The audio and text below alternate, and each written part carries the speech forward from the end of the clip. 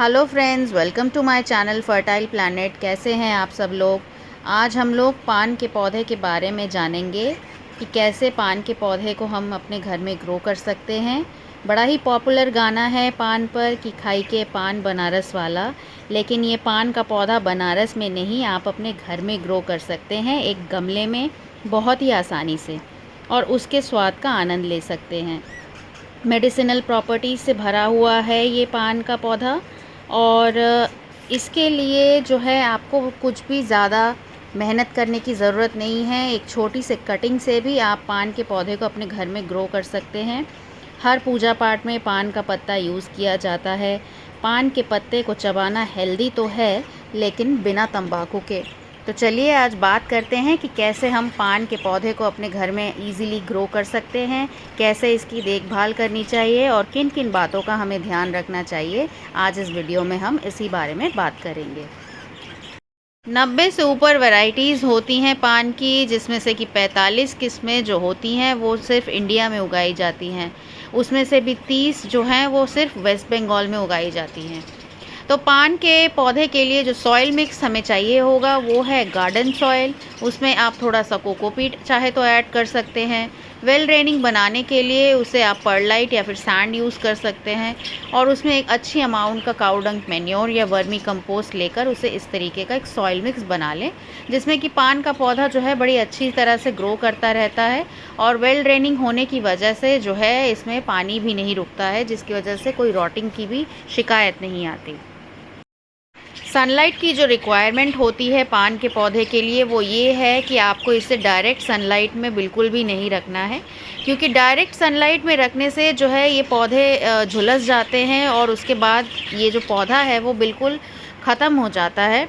इसीलिए सनलाइट जो है इसको आप मॉर्निंग की 2-3 घंटे की जो सॉफ्ट सनलाइट होती है वो दे सकते हैं, लेकिन इसके अलावा इसको आप जहाँ रखें वहाँ पर शेड हो, वहाँ पर इनडायरेक्ट ब्राइट लाइट हो, डिफ्यूज़ लाइट हो, यानी कि उस पर जो लाइट पड़े वो छन कर आती हो। चाहे आप उसे पेड़ पौधों के बीच में रखें या फिर उसे किसी ग्रीन नेट के नीचे रखें। अगर आपके किसी बालकनी में शेड है, डायरेक्ट सनलाइट नहीं आती है, इनडायरेक्ट ब्राइट लाइट है या फिर शेड का उसमें लोकेशन है, तो फिर आप जो है पान के पौधे को वहाँ पे बहुत अच्छी तरह से ग्रो कर सकते हैं। अगर आप इसे ज़मीन पर लगा रहे हैं तो कोशिश ये करिए कि किसी बड़े पेड़ पौधे के आसपास आप इसको लगाएं, ताकि इसे ह्यूमिडिटी भी मिलती रहे और फिल्टर्ड सनलाइट जिसे इसको चाहिए वैसी इसको मिलती रहे। इससे इसकी जो पत्तियां हैं वो ख़राब भी नहीं होंगी, अच्छी तरह से ये ग्रो भी करेगा, और जिस तरीके की लाइट की इसकी रिक्वायरमेंट है वो भी पूरी तरह से मीट कर पाएगा। तो इसीलिए सनलाइट के मामले में जो है पान के पौधे को कभी भी डायरेक्ट सनलाइट में ना रखें। पान का जो पौधा होता है उसके लिए स्प्रिंग टू समर ये अच्छी तरह से ग्रो करता रहता है। इनफैक्ट विंटर्स आने से पहले पहले तक ये ग्रो करता रहता है, और क्योंकि ये एक ह्यूमिडिटी लविंग प्लांट होता है तो इसके लिए जो है आपको एक इसे ऐसी लोकेशन पे रखना चाहिए जहाँ ये पेड़ पौधों के बीच में हो, या फिर आप इसमें मिस्टिंग कर सके, या फिर आप इसके आसपास जो है किसी बड़े बर्तन में, किसी टब में या बाल्टी में जो है पानी भर कर रख दें, ताकि इसके आसपास जो ह्यूमिडिटी का लेवल है वो बना रहे। ये बहुत ज़रूरी होता है पान के पौधे के लिए, क्योंकि अगर ह्यूमिडिटी नहीं होगी आसपास इसके तो फिर ये जो पत्ते होते हैं इस पे ये जो चमक है ये नहीं रहती है, और इसके पत्ते जो हैं क्रिस्प से होने लगते हैं। तो ये जो पत्तों की ब्यूटी होती है ये ख़राब होने लगती है, इसीलिए ह्यूमिडिटी इनके लिए बहुत ज़रूरी है। अगर आपके स्टेट में ऐसा मौसम है जहाँ पर गर्म हवाएं चलती हैं, सूखी हवाएं चलती है, सूखा मौसम है, तो उस वक्त आपको जो है इसको ह्यूमिडिटी प्रोवाइड करना चाहिए। चाहे आप इसे पेड़ पौधों के बीच में रखें जिससे कि ये दूसरे पौधों से जो है ह्यूमिडिटी लेता रहे, या फिर आप इसे मिस्टिंग करें, या फिर आप किसी बड़े टब में या बाल्टी में पानी भरकर इसके आसपास रखें, ताकि ह्यूमिडिटी का जो लेवल है वो इसके आसपास जो है वो रेगुलेटेड रहे। तो ये बहुत ज़रूरी होता है पान के पौधे के लिए, वरना ये जो पत्ते होते हैं ये बहुत जल्दी ख़राब हो जाते हैं। वाटरिंग पान के प्लांट में जो है आपको ये देखकर करना पड़ेगा कि उसमें ओवर वाटरिंग भी ना हो और अंडर वाटरिंग भी ना हो। ओवर वाटरिंग से मेरा मतलब ये है कि अगर इसमें आप ज़्यादा पानी डालेंगे और इसमें पानी खड़ा होने लगेगा, सॉइल बहुत ज़्यादा गीली रहने लगेगी, तो फिर रूट रॉट हो जाएगा। और अगर इसमें आप अंडर वाटरिंग करेंगे कि बहुत ज़्यादा मिट्टी सूख गई है, उसके बाद आप इसमें वाटरिंग कर रहे हैं, तो आप देखेंगे कि ज़्यादा अगर मिट्टी सूख जाती है इसकी, तो फिर ये जो प्लांट है ये ड्राई हो जाता है और ड्रूप कर जाता है, ये झुक जाता है बिल्कुल। तो इसीलिए इसके जो सॉइल की हम जो मिक्स बनाते हैं उसमें हमें ये ध्यान रखना पड़ेगा कि एक ऑप्टिमम लेवल का जो मॉइस्चर है सॉइल में वो बना रहे, लेकिन अंडर वाटरिंग और ओवर वाटरिंग दोनों ही ना हो, क्योंकि पान के प्लांट को जो है रेगुलर वाटरिंग की ज़रूरत पड़ती है। लेकिन सॉइल अगर ज़्यादा गीली है और हल्की हल्की सी उसमें ड्राइनेस नहीं आई है अभी तक, तो फिर आप उसमें वाटरिंग ना करें उस दिन। अगर हल्की हल्की सी टॉप सॉइल जो है वो ड्राई है, तो आप फिर इसमें वाटरिंग कर सकते हैं। और इसका ख़ास ख्याल आपको रखना है कि जो सॉइल हो वो वेल ड्रेनिंग हो, जिस भी पॉट में आप लगा रहे हैं उसका ड्रेन होल अच्छा हो।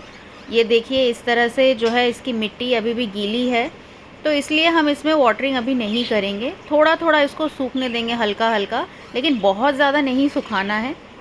इसलिए वाटरिंग का जो है आपको ये ध्यान रखना है कि ओवर वाटरिंग भी ना हो और अंडर वाटरिंग भी ना हो। दोनों ही पान के जो पौधे को पसंद नहीं होता है, इस बात का आपको ध्यान रखना है। प्रोपगेशन जो है पान के पौधे की वो दो तरीके से हो सकती है, एक है रूट डिवीज़न से और एक है स्टेम कटिंग से। तो अगर आप पान के पौधे की प्रोपगेशन रूट डिवीज़न से करते हैं, तो आप इसके जो प्लांट है उसकी जैसे ग्रोथ हो जाती है, तो फिर आप इसे रूट से डिवाइड करें। और दूसरा है, ये देखिए जैसे ये रूट्स निकल रही हैं, ये एरियल नोड्स हैं, जैसे सिंगोनियम में होता है, मनी प्लांट में होता है। यहाँ से आप कट कर लें और उसके बाद जो है इसे पानी में जो है आप रख दें। जैसे ही इसकी रूट्स डेवलप हो जाती हैं, उसके बाद आप इसको किसी पॉट में लगा सकते हैं। तो इस तरह से इसको प्रोपगेट करना भी आसान है। इस तरह इसको जो है ऐसी कटिंग आप ले लें। ये ध्यान रखें कि थोड़े ये जो नोट पॉइंट्स होते हैं यहाँ से आपको कट करना है।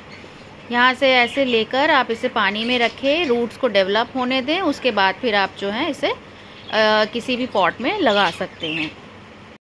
पान के पत्ते जो होते हैं वो बहुत ज़्यादा सूखी हवाओं से भी जैसे ख़राब होते हैं, वैसे बहुत ज़्यादा ठंडी हवाओं से भी ख़राब होते हैं। इसीलिए जब विंटर्स आते हैं तो इसकी जो लीव्स होती हैं ये विल्ट करने लगती हैं, ये अपने आप जो हैं गिर जाएंगी। लेकिन ये बिल्कुल नॉर्मल है, इसके लिए घबराने की कोई बात नहीं है। जैसे ही दोबारा से मौसम इसका आएगा, स्प्रिंग समर्स आने लगेंगे, तो ये अपने आप बाउंस बैक कर जाता है। लेकिन अगर बहुत ज़्यादा आपके यहाँ पर ठंड है, फ्रॉस्ट है, तो ऐसे मौसम से जो है पान के पौधे को थोड़ा सा बचाना पड़ेगा आपको, क्योंकि बहुत ज़्यादा अगर फ्रॉस्ट वाला मौसम है तो इसमें जो है पौधा बिल्कुल ख़राब होने के चांसेस रहते हैं।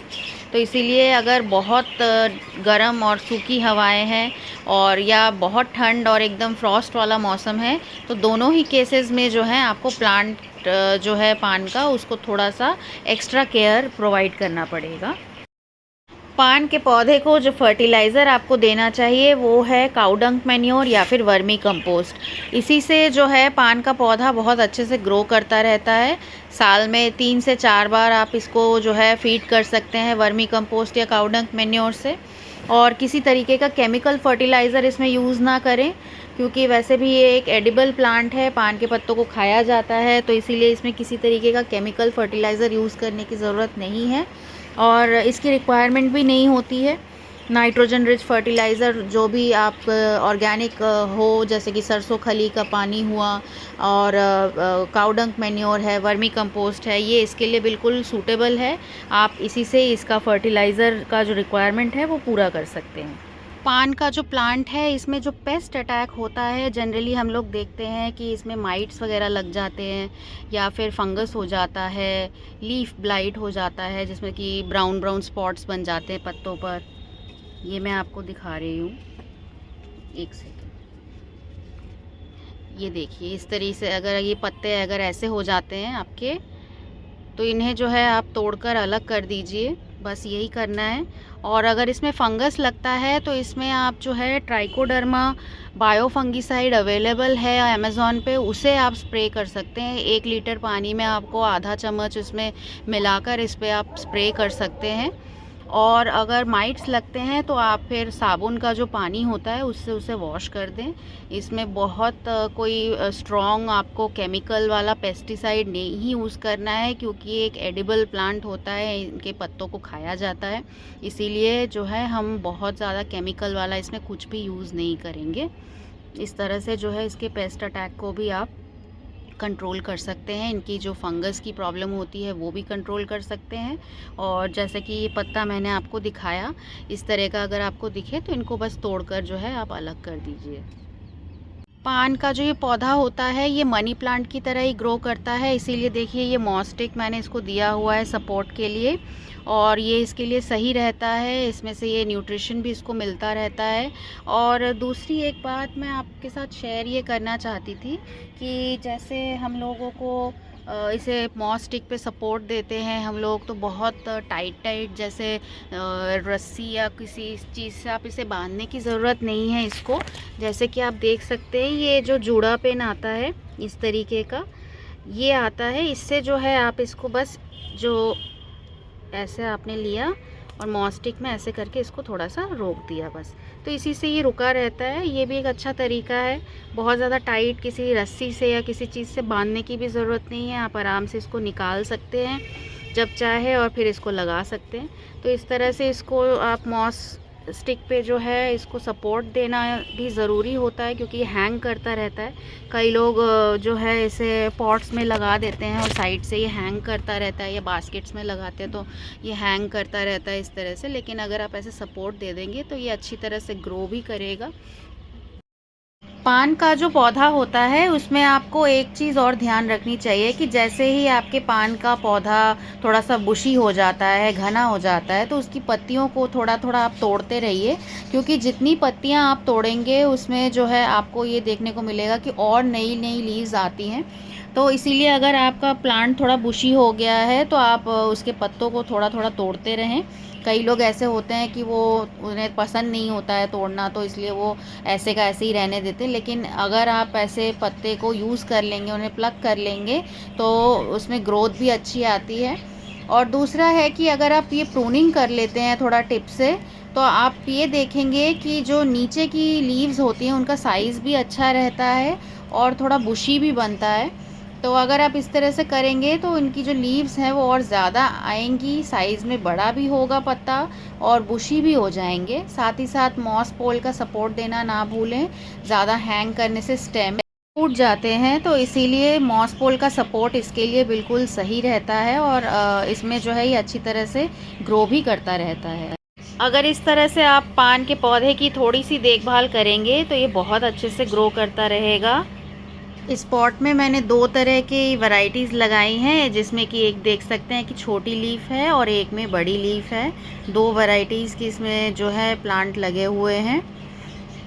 मेरे पास पहले भी एक प्लांट था जो बहुत बड़ा हो गया था, लेकिन बंदरों ने जो है उसे ख़राब कर दिया और वो इतना भी नहीं बचा कि हम उसे कटिंग से बचा पाते। तो फिर इस साल जो है मैंने फिर नई कटिंग्स को लेकर उन्हें फिर लगाया और अब ये अच्छी तरह से ग्रो कर रहे हैं। तो उम्मीद करती हूँ कि ये वीडियो आपको पसंद आया होगा। अगर आपको मेरा वीडियो पसंद आया है तो एक लाइक ज़रूर करिएगा। मेरे चैनल को सब्सक्राइब करना ना भूलें। आप मुझे इंस्टाग्राम पे भी फॉलो कर सकते हैं। तो मिलते हैं अगले वीडियो में किसी और प्लांट की केयर के साथ। तब तक के लिए हैप्पी गार्डनिंग।